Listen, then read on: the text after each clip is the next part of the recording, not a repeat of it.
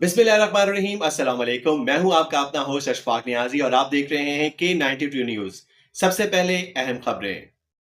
नवाबशाह से हमारे bureau chief Iqbal Mughal की न्यूज को बुलेटिन में शामिल करते हैं। दौड़ पुलिस का डाकुओं से मुकाबला, खतरनाक गैंग का सरगना जख्मी हालत में गिरफ्तार कर लिया गया और इसके कब्जे से असलहा भी बरामद किया गया है। खबर के मुताबिक दौड़ पुलिस का दौरान गश्त पुलिस और डाकुओं के दरमियान फायरिंग के तबादले के बाद एक इंतहाई मतलूब और खतरनाक डाकू को जख्मी हालत में गिरफ्तार कर लिया गया, जबकि इसके दो साथी फरार होने में कामयाब हो गए। पुलिस के मुताबिक दौड़ थाने के SHO और उनकी टीम इलाकाई गश्त पर थी कि होद फकीर से 3 चक रोड के करीब उनका सामना मुसल्ला डाकुओं से हो गया। पुलिस को देखकर डाकुओं ने अंधाधुंध फायरिंग शुरू कर दी। पुलिस ने बहादुरी और पेशा वाराना महारत का मुजाहरा करते हुए जवाबी कार्रवाई की, जिसके नतीजे में एक डाकू जख्मी होकर जमीन पर गिर गया, जिसे पुलिस ने फौरी तौर पर हिरासत में ले लिया, जबकि अंधेरे का फायदा उठाते हुए इसके दो साथी मौके से फरार होने में कामयाब हो गए। जख्मी डाकू की शिनाख्त अमीर अली उर्फ अंगूर वल्द रियाज अली बिरोही सकना जुल्फकार स्टॉप दौड़ से हुई है। इब्तदाई तफ्तीश के मुताबिक मुल्जिम शहर के मुख्तलिफ इलाकों में चोरी और डकैती की वारदातें करने वाले खतरनाक गैंग का कारिंदा है। मुल्जिम के कब्जे से एक अदद पिस्टल और लाइव राउंड्स गोलियां बरामद कर ली गई हैं।